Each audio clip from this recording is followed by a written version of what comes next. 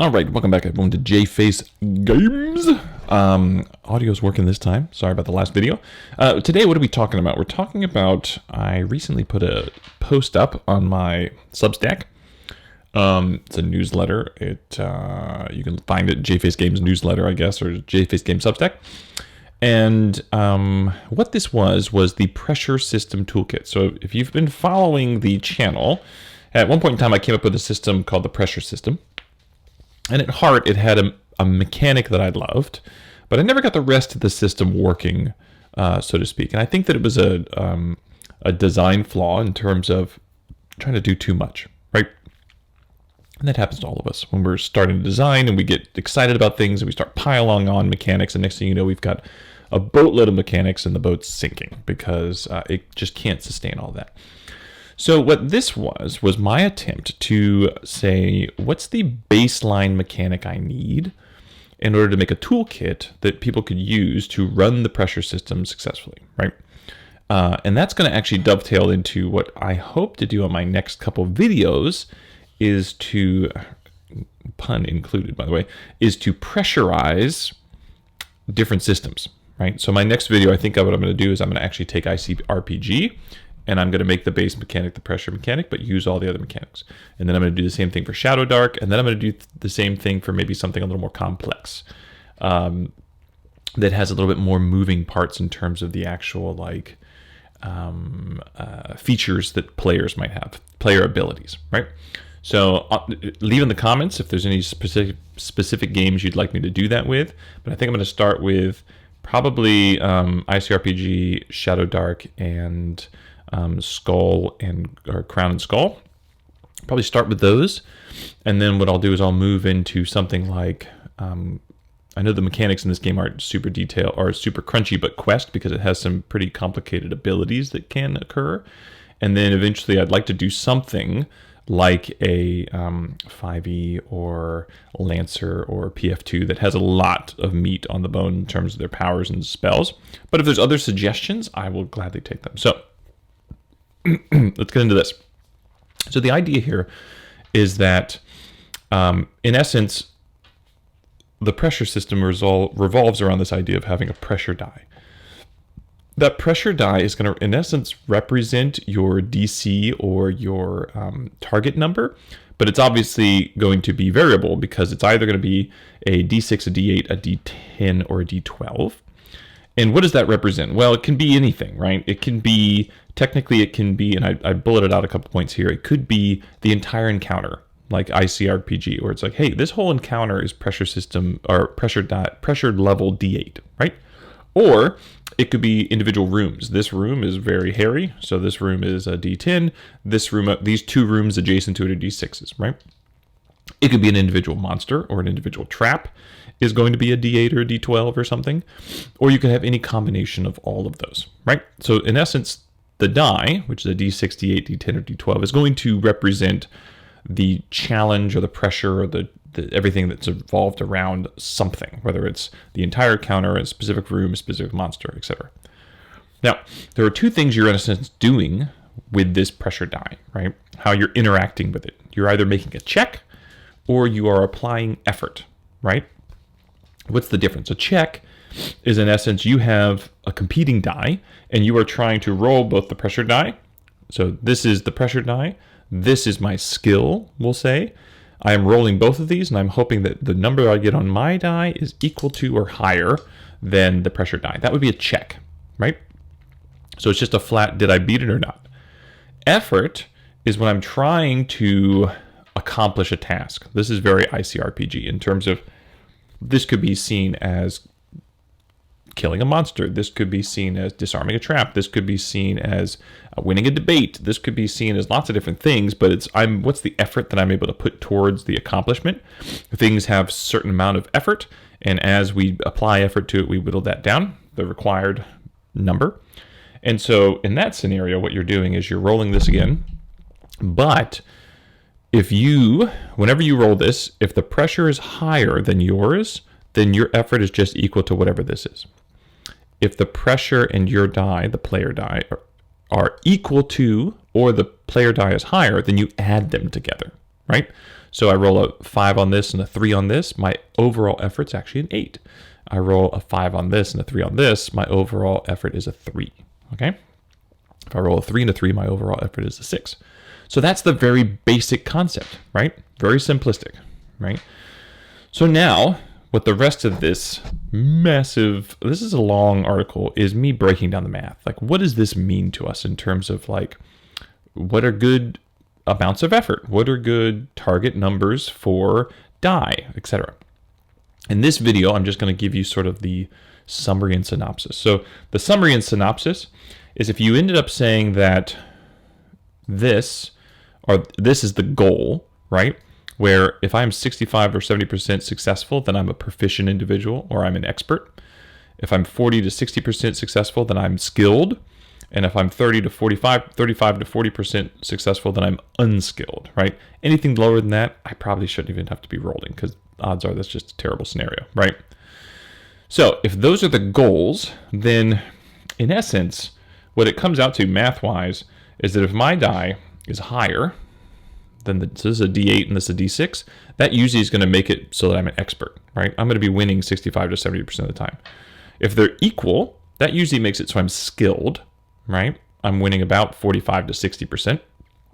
And if it's lower than, so this is a D10 now, if it's lower than, then that's usually unskilled, right? That's 35 to 40% chance of success, right? For checks, we're talking about just checks here. So that's a nice little rule of thumb, right? What's the die sign? Is it equal to? You can see here, proficient, skilled, or expert, quote unquote. I've got to be a step higher. If it's competent, skilled, then I've got to be equal. If it's unskilled, I'm a step lower, right? Real easy rule of thumb in terms of looking at that. I then go through all the math associated with that. What about effort? Well, this was a little trickier in terms of like trying to figure out what matters in terms of when you're rolling these two die, you're adding them together and then you're not adding them, and you're skilled and you have one person in a party versus 4 people in a party, and what does this mean, et cetera, et cetera. What it all came down to is this fun little equation. And so all of these charts here is me explaining what's the possible amount of effort that you're going to be able to output in 1 round, 2 round, 3 rounds, 4 rounds, 5 rounds, when the pressure die is a D12 versus when it's a D6, etc. It's wild. Like I said, it got crazy. Well, what it came down to is that I was able to determine what is it that individuals who are skilled, unskilled, and experts, how much on average are they producing in terms of effort? And I'll go down here in terms of the calculation, but the calculation ends up being this. You have this modifier, whoops. You in essence, clicking on it again. You end up with this sort of, this is my summaries, right? So we already talked about this for checks, but for efforts, in essence, if I want to figure out what they need to be accomplished in X amount of time, what I do is I multiply the number of players times the number of rounds I want the encounter to sort of exist, right? Because you shouldn't necessarily have to calculate that, but I think that that's a good thing to think about. Like, oh, I want this to be epic. I want it to last 5-ish rounds, whatever. Who knows? So I multiply the number of players times the number of rounds, and then times a modifier. And the modifier is depending on if they are unskilled and I want it to make it easy. If they are unskilled and I want to make it hard. If they are experts and I want to make it medium or moderate or hard, etc. Once I do that, I now know how much on average they should be able to, how much effort they should be able to apply over X amount of time, right? Now, what's cool about this is that when you look through these charts up here, you might be able to say, oh, I want to make this monster, you can tailor in, if you want to go there, you could say, oh, I want this trap to take 3 rounds. So this is how much effort it should take if someone's dealing with it. And I want this monster to, so you could individually piece out everything about your encounter. Or you could just do the math for this. Like, I want this entire encounter to take 5 rounds, and this is how much effort players should be able to exert over 5 rounds. Now that I have that total sum effort, I can start divvying that out to the trap and the monster and the boss and the minions, etc., right? Which I think is kind of cool, right? That you have those 2 different methods for quote-unquote encounter building, okay? Now, that's it. You could stop there, and you would have the toolkit for using the pressure system. Now, what you'll notice is that nowhere in here are we talking about defense for the players and the health system for the players and those kind of things. I didn't think that mattered. To me, this was first engaging with how do the players interact with the world and the monsters, and that's it, right? When you're talking about what kind of health system you have, and therefore how the monsters interact with the players, that's a whole other system, right? That could be stress, that could be hit points, that could be aspects or tags, or who knows, right? You might come up with something completely different for that, and so we'll try out how other games end up using that, right? Like Crown and Skull, for instance, uses your equipment gets dinged, and you only have 20 equipment and skill slots or whatever it is.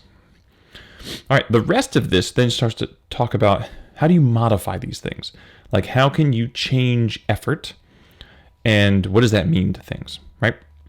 How can you change your checks with advantage, disadvantage, all these things, and what does that mean? And so I go through that in terms of what the math might end up doing if you add pluses and minuses, what the math might happen if you add advantage, disadvantage, with the et cetera, right? Advantage, where you're rolling just double the die, or special advantage when you're rolling different die, right? So like say I'm a D8 versus a D8, my player die versus the pressure system, but instead of having advantage another D8, I now have a D4. What does that mean? Like how much of a bonus do I get from that, right? So I went through all this, and I ended up trying to calculate, well, how much more effort are they going to be able to do, and et cetera, how many more pluses, yada yada, right? And I was able to calculate different equations for instance, if you know the players have +1 weapons, what does that mean? Well, in essence, all you have to do is you add those pluses directly to that equation before, right? If I know what the skill modifier is here, I just add the pluses the party has. Everyone has a +1 weapon, and they're all unskilled, and I want to make it easy. Well, now instead of 3 times, it's 6 times, right? That's it. And you could do the same thing where if you know someone uses an advantaged ability a ton, well, that advantaged ability is giving them plus this much, I could add it to the modifier if I wanted to get that granular, right? Now, what was the major summary that I kind of got from, and then this is the idea of just adding straight bonus dice, which I thought was cool. We talk about that in there. One of the summaries, in terms of like, what did it mean? To me, what it meant was, if my skill is a D6, technically, and I'm doing effort, technically it might not be very fun. I'm going to use, here's one. Technically, it might not be very fun rolling your D6 against another D6 all the time, because technically, 30% of the time, you're going to roll a 1 or a 2 on this die, right? And so 30% of the time, you might be getting 1 or 2 effort. That might not be very exciting to you. Well, if you do advantage D4, meaning you're just giving them a D4 to roll in addition, well, what ends up happening is that the chance of them getting 1s and 2s now is drastically decreased, but their overall effort output is not like, quadrupled and stuff. So little things like that I was able to see when going through the math that just make it fun, right? Because that might tailor the experience for the player a little bit and make it just kind of interesting, right? And then I went through check modifiers. Like check modifiers is a completely different thing because you're just seeing yes or no. Did you pass or fail in terms of these dice comparisons, and what happens when you do pluses versus advantage versus etc., right? And so I talk through that. But in essence, I already kind of talked about the main takeaway. The main takeaway being that what is going to be skilled, unskilled, and expert level for your checks, how much effort can you put out, on average for players, and how are you going to modify that effort to allow them to have cool abilities later on so that you can thematically think about pressurizing a system that you enjoy. So as an example down here, I didn't give a ton of examples because, to be honest, at this point in time, I was in a fever dream typing this all out and going through all this math. So I was just out of my mind and kind of ready to be done. But, shout out to LaFlamme from the Discord channel, because he pointed out that I kind of dropped the ball on the original thesis of this entire blog, because when I got to this point, I was just drained. But I'd like to now take that thesis and kind of use it on other systems. But like, here's an example, right? Where you'd like to create something like reckless attack for a barbarian. So this is your, die ability, right? This is, I'm going this against this. Well, I could roll disadvantaged d12 on checks. Like say I'm doing a check of some sort to hit. Like say you decide to have a 2-hit category instead of a plus effort or something. Well, my 2-hit would be disadvantaged d12, so I've got a little bit of a hindrance on hitting, but maybe when I roll my effort, I've actually got plus d12, right? Like I'm rolling that as a bonus die. So that's one way of potentially adding that in. Throughout here, I talk about different things like with, like the system for ICRPG where they wanted to have that little bit of flavor in terms of like, oh, magic does a D10 and guns do a D8 and weapons do a D6. You could do that, right? You could just add that straight in where now what you're doing is when I roll for effort, if I'm using a weapon, I roll, here it is. I roll these 3 die, right? This is my ability versus the pressure die. This is just added to whatever the result is. So let's say I rolled a 5, a 6, and a 3. This did not beat this, so I just add the 5 and the 3. I did 8, right? Versus, let's say I rolled we're gonna get a big hit. Let's say I rolled this monstrosity, 8, 7, 6. Well, the 8 beats the 7, so you add them, so it's 15 plus 6, 21. This is 21, right? So that's 21 effort all of a sudden you put out. And once again, I put in here to compensate for that, you just add plus 3.5 to that skill modifier, because in essence, 3.5 is weapon, a D6 average. So now if I were to do this equation for, we're trying to figure out our encounter, technically what I would do is I would say the player count times the round, and then times whatever this is plus 3.5, right? So say they're unskilled individuals, but they all have clubs. Well, now it's times 6.5 because they're all doing an extra D6 on average, right? So the math there is now, it's already built in, right? So now you just have to figure out what kind of system you're going to play. So that's the pressure toolkit, right? Hopefully this explains all the math and gives the ability to be able to kind of play around with it. I am now going to pressurize those 3 systems. I'm probably not going to do it today, but I'm going to do it very soon. And I'm going to start with one of those 3. I think it's going to be ICRPG, but we'll see. And then I'll probably do like, I will probably in that video show the process of pressurizing it, and then also a little bit of an encounter, something like that. And then we'll move on to another game, and please leave in the comments a game you think would be interesting to attempt this with. So that's it. Enjoy your day. Hit the subscribe button, hit the bell, leave comments, and I'll talk to you all later.